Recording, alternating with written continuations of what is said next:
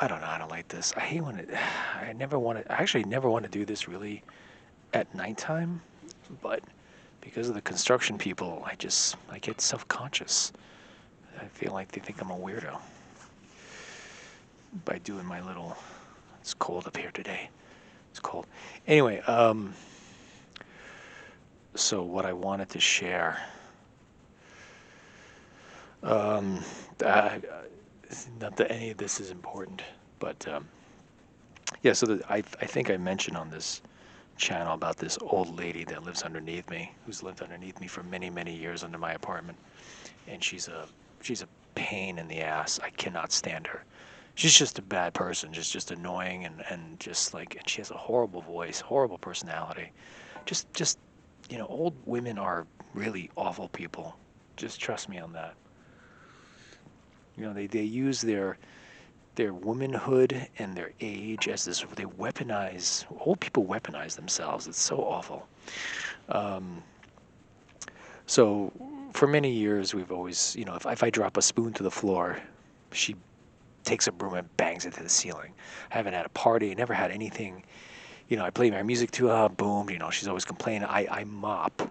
I got a problem. She starts banging on the pipes. So I've, back and forth. I've had a kind of like I guess you say a leaky tub, but there's a leak between our floors, whatever. And once again, she was calling me I was unclean and negligent and blah blah blah. And I sent her pictures that my tub was fine and all this stuff. And then she wanted like, well, I want to see it, blah blah blah. She was actually a little bit polite about it, but you know, when I ran into her in the hallway like about a month ago, she said, "Oh, can I come up there and see it and bring like some guy?" I'm like, "Yeah, that's fine, whatever." Totally amicable. But once she gets into the insults, I shut her down. I'm like, I'm not amicable. I don't respond well to insults. Who does? Who responds well to insults? Nobody, especially not a New Yorker. Ask me politely.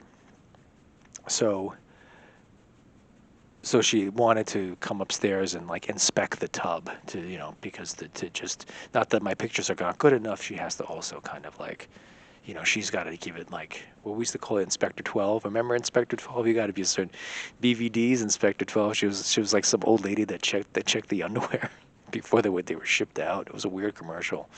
It's the last thing you want to think about is some old lady checking underwear. Inspector 12. So we used to say that as kids. So I decided to write a retort to her. Now I'm like in this school of I'm not really into a lot of gimmicks, but I believe in that thing that if you write an angry letter to somebody, you feel better.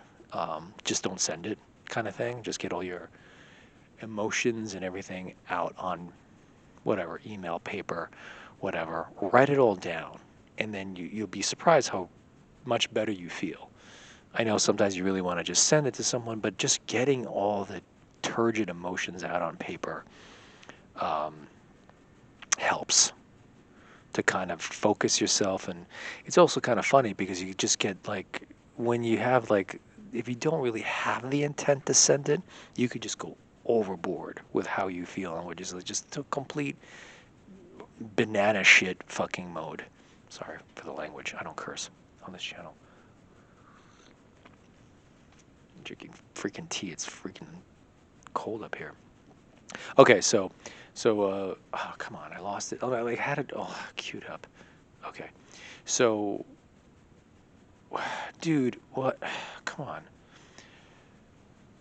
So she's like, "Oh, please let me come to see that area which is affected in my bathroom. Thanks." So, um, then I go back. So this is what I write back. So this is like, I just wanted to kind of like say how like this is how crazy that I was getting last night just trying to put this thing. This took me like hours. It wasted a whole bunch of time. I didn't leave here too late. So it's like, no, absolutely not. I do not need your inspection, permission, or approval. I have already sent you pictures. I agreed once before when we spoke in the hallway, and I was amicable, but you chose to be rude again with your emails. You do not know anything about bathroom towels, and your constant harassments and insults are grounds for a lawsuit for tenant harassment. You have harassed me for many, many years. And for what? I don't understand what your fucking problem is. People get leaks at times. People drop stuff on the floor. Sometimes people play music too loud, and instead of acting like a normal fucking person and just asking politely or nicely for this or that, it's a goddamn fucking pandemonium all the fucking time with you. Wow, this is a lot of language. It's impacted my mental health and peace of mind. I am fucking sick of it. You don't see people as people. You have no respect for society. You have no idea how to be kind. You have never once apologized to me about anything. All you know is just how to shit on everyone and everything all the time. You never say good morning. You never said one kind word to anyone about anything. You turned every tenant against me on purpose to make my life harder for no reason. You just fuck around all day and bother people. Fucking with the mail. This is what she does too. It's like fucking with the laundry, fucking with the back garden, fucking with the front garden. No one wants or needs or your help with anything. I watched you go around the building delivering mail to people because it was in the side baskets just long enough to irritate your brain. It's not your problem. Just fucking stop. Leave people alone. Leave shit alone. Leave the mail alone. Leave the garden alone. It's not bothering anyone but you. You, and you, and you, and you. All you think about is yourself. Any slightest inconvenience or disorder is World War fucking 3. Every time you leave for a few months or weeks, I dance. I once got so drunk and happy I cried. I weep from relief when you are gone. I chastise myself for not doing better in this life and never wanting to see you again. You are like a reoccurring nightmare, the kind you wake up from and feel utter despair. I often wonder what cruelty in the cosmic universe brings forth to me such a villain. I am in constant disbelief. When you return, I feel like there is a sickness that comes back.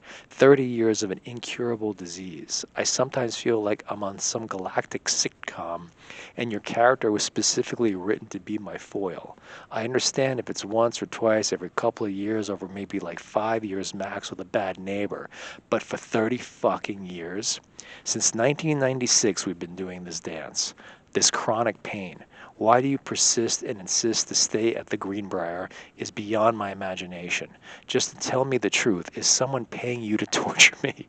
Give me their name and I'll pay them double just to have my peace of mind. Triple. I feel your ill energy permeating through the floors and walls. It's an unholy emanation like green radiation destroying peace and happiness atom by atom. You're like a human Chernobyl. I feel so awful inside. I walk like a ninja day in and day out just to keep the peace. I hear your lousy Polish techno TV at all hours, day and night, tearing through the walls. I avoid taking baths. I hear you scuttling like vermin when I use the water too long, inspecting and evaluating each time I simply need to clean myself. I hear you banging around the closets nonstop looking for who knows what every morning. I avoid vacuuming, sweeping, mopping, scrubbing, and home repairs until you're gone. My place is a mess. I never have company. I never had a party or birthday party. Heaven forbid I celebrate anything.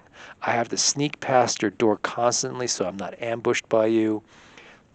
You're like a humanoid version of a trapdoor spider, ready to strike at prey, swinging open the door just to annoy me. Oftentimes, I have to sit on the stairs in the hallway like a punished child, waiting for you to stop prattling on when you hold the other residents hostage with your pedantic nothingness.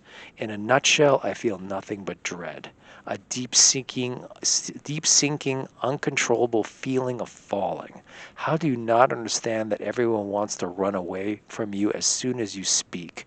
You must have Asperger's syndrome by not being able to read and understand basic social cues and body language. The trauma and relentless anguish you have caused me over time is unprecedented. I don't know whether to scream in agony or cackle from absurdity. From it's madness, I tell you, madness, madness. As for you, have a glass of whiskey or smoke a blunt and just chill the fuck out. Leaks and mail and the occasional spoon landing on the floor is tantamount to absolutely nothing. You are just literally insane, and I fear for my safety because my neighbor is just fuck crazy. Get a dog you can beat with a stick if you have to. Torture something else because you live to hurt. Just please leave me the fuck alone already. And then that's how I feel. I was going to also add that I'm glad that in this dimension we are not fated to be mother and son, because I would surely be queerer than a $3 bill, and I would have mutilated my genitals and jumped in front of a train. But I didn't want to include that because I thought that was a little much. Okay, that's it for now.